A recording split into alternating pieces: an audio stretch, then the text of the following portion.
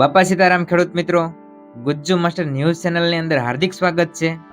વાત કરવામાં આવે આજના મહત્વના સમાચાર વિશે, તો સરકારે ખેડૂતો માટે એક મહત્વની જાહેરાત કરી છે. આજે આપણે વિગતવાર માહિતી જોઈશું. જો હવે ખેડૂતો સાથે છેતરપિંડી કરનારાઓ સાવધાન થઈ જાજો, કારણ કે હવે તમને સીધી જેલની સજા કરવામાં આવશે. સરકારે આવું સ્પષ્ટપણે નિવેદન આપ્યું છે. વિગતવાર માહિતી જોઈશું. તમામ ખેડૂત મિત્રો સુધી આ વિડીયોને શેર કરી દેજો, કારણ કે તમામ ખેડૂત મિત્રોને આપણે જાગૃત કરવાના છે. તો જો બિયારણ અને ખાતરની અંદર ગેરરીતિ કરી તો સીધા હવે તમને જેલ ભેગા કરી દેવામાં આવશે. ખેડૂતોને શુદ્ધ અને ગુણવત્તાયુક્ત કૃષિ સામગ્રી મળી રહે તે માટે સરકાર હવે અચૂક નિયમો બનાવી રહી છે. તેના માટે ખાતર હોય, બિયારણ હોય કે જંતુનાશક દવાઓના વેચાણમાં જો ગેરરીતિ કાળાબજાર કરનારા હવેથી સીધા જેલના સળિયા ગણતા થઈ જશે. જો કે કોઈ વિક્રેતા ગેરકાયદેસર પ્રવૃત્તિ કે અનિયમિતતા આચરતા પકડાશે તો તમામ લાયસન્સ રદ કરી દેવામાં આવશે, પણ તેમની વિરુદ્ધ સીધી પોલીસ ફરિયાદ થશે અને ખેડૂતોના હિત સાથે જો તમે રમત રમો છો તો તમારે જેલ ભોગવવી પડશે. કૃષિ વિભાગના મતે ધ પ્રિવેન્શન આલ્ફાબેટ માર્કેટિંગની અંદર mention of supply of association committee એટલે કે PBM એક્ટ હેઠળ 1980 એક્ટ હેઠળ જેલની સજા અને દંડ થાય તેવા કડક આદેશો વહીવટ તંત્રને આપી દેવામાં આવ્યા છે. ચાલુ વર્ષની વાત કરવામાં આવે તો માત્ર 3 જ મહિનાની અંદર ટૂંકા ગાળાના 85 જેટલી વિજિલન્સ ટીમોએ બિયારણ, ખાતર અને જંતુનાશક દવાના કુલ 3526 ઉત્પાદકો અથવા તો વિક્રેતાઓ તેમજ ટેકનિકલ ગ્રેડ યુરિયા વાપરતા 74 જેટલા ઔદ્યોગિક જે એકમો છે તેમને સઘન તપાસ ધરી હતી અને આ તપાસ દરમિયાન ગુણવત્તાની ચકાસણી પણ કરી હતી. આ વાત કરવામાં આવે તો કુલ 1060 શંકાસ્પદ નમૂનાઓ લેવામાં આવ્યા છે અને તપાસ દરમિયાન વ્યાપક અનિયમિતતા જણાતા અત્યાર સુધીની અંદર 752 વિક્રેતાઓને કડક નોટિસ ફટકારી દેવામાં આવી છે. ખેડૂતો માટેનું જે લાયસન્સ ધરાવતા હોય, જંતુનાશક દવા હોય કે ખાતર હોય, તો સતત ને સતત તેમનું ચેકિંગ ચાલી રહ્યું છે અને 752 જેટલી જે વિક્રેતાઓ છે તેમને કડક નોટિસ આપી દેવામાં આવી છે. ખરાબ વસ્તુ ખેડૂતોને આપશો તો પણ તમારે જેલના સળિયા ગણવા પડશે. એટલે તમામ વિક્રેતાઓને કહી દેવામાં આવ્યું છે કે ખેડૂતો સાથે છેતરપિંડી કરી તો હવે તમને ડાયરેક્ટ જેલ થશે. નિયમનું ઉલ્લંઘન કરશો, નિયમનું ઉલ્લંઘન કરતા પકડાઈ જતા તમામ ખાતરના 42, બિયારણના અને 6 અને જંતુનાશક દવાના 6 મળીને કુલ 54 લાયસન્સ તાત્કાલિક અસરથી સસ્પેન્ડ કરી દેવામાં આવ્યા છે. આ ખેડૂતોના હિત માટે તાત્કાલિક ધોરણે સરકાર પગલાં લઈ રહી છે. ખાતરના 42, બિયારણના 6 અને જંતુનાશક દવાના 6 એમ કુલ મળીને જે વિક્રેતાઓ હતા એવા 56 વિક્રેતાઓના લાયસન્સ સસ્પેન્ડ કરી દેવામાં આવ્યા છે. આ ઉપરાંત ગંભીર ક્ષતિઓ પણ બદલ વિક્રેતાઓ સામે પોલીસ ફરિયાદ પણ દાખલ કરી દેવામાં આવી છે. તો તમામ ખેડૂત મિત્રો સુધી વિડીયોને શેર કરો, જેથી કરીને તમામ ખેડૂત મિત્રો જાગૃત બને, કારણ કે સરકાર હવે ખેડૂતોના સમર્થન માટે નવા નિયમો ઘડી રહ્યું છે અને તમામ જે જંતુનાશક દવા વેચતા હોય, ખાતર વેચતા હોય, તો તેવા તમામ લોકો હવે સાવધાન રહી જાજો. જો તમે ડેટ વાઈ ગયેલી હોય તેવો સામાન પણ વેચો છે તો પણ તમને સજા થશે.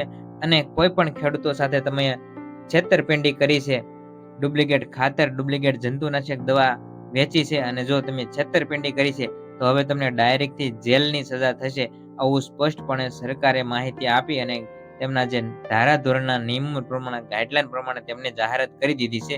ચોમાસાની શરૂઆત થવા જઈ રહી છે અને ખેડૂતોને પણ ખેતીવાડી વિભાગ દ્વારા સ્પષ્ટપણે કહી દેવામાં આવ્યું છે કે જો ચોમાસાની શરૂઆત પહેલા તમે જે પણ જંતુનાશક દવા, ખાતર કે બિયારણ ખરીદો છો તો તે સાવધાનીપૂર્વક અને વ્યવસ્થિત જે દુકાનદાર હોય લાયસન્સ વાળા તેવા પાસેથી જ ખરીદવું અને તમે જ્યારે ખરીદો છો ત્યારે પાક્કા બિલ મેળવી લેવું, એવી ખેતીવાડી વિભાગ દ્વારા પણ ખેડૂતોને સૂચના આપવામાં આવી છે.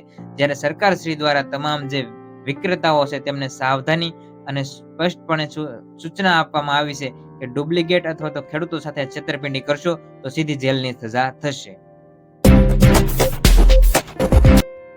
ત્યારબાદ ફરીવાર ખેડૂત સમાચાર ઉપર કરીએ મહત્વની એક ફટાફટ નજર. તો પશ્ચિમના એશિયા જે દેશો તરફ જે યુદ્ધ જેવી પરિસ્થિતિનું નિર્માણ થયું છે, જેને કારણે ખાતરનો સ્ટોક ઘટી રહ્યો છે અને નવી આવક મંદ પડી છે, જેને કારણે ખાતરના ભાવ ઊંચકાયા છે. વાત કરવામાં આવે તો ખાતર વિશે, કારણ કે ચોમાસાની શરૂઆત થવા જઈ રહી છે અને ખાતર દિન પ્રતિદિન મોંઘું થતું જાય છે.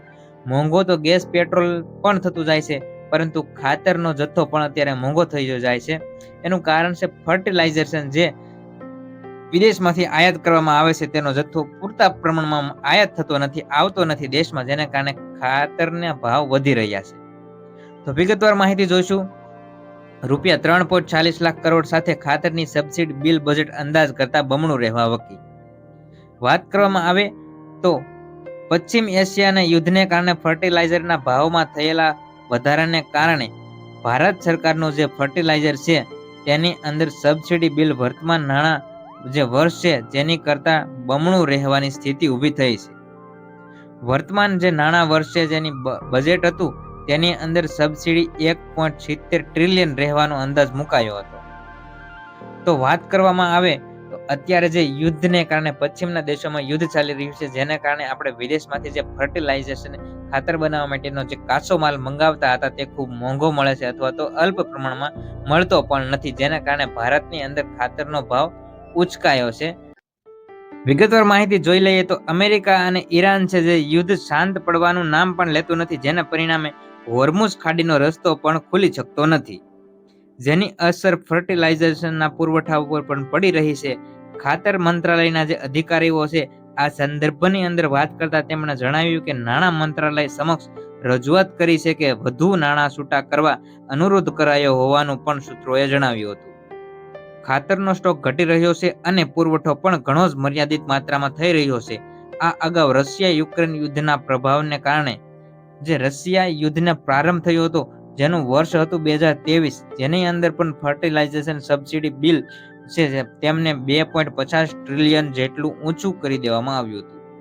વર્તમાન પણ એવી સ્થિતિ થઈ રહી છે. જો સબસિડીની અંદર 100% વધારો કરાશે તો બિલ વધુ ને વધુ 3.40 ટ્રિલિયન રૂપિયા પર પહોંચી જશે. ખાતરની આયાત નિર્ભરતા ઘટાડવા સરકાર ઘર આંગણે ઉત્પાદન વધારવાનો પ્રયાસ કરી રહી છે. ખાતર ઉપરાંત સરકારે તેલ કંપનીઓને પણ ટેકો પૂરો પાડવાનો વારો આવ્યો છે.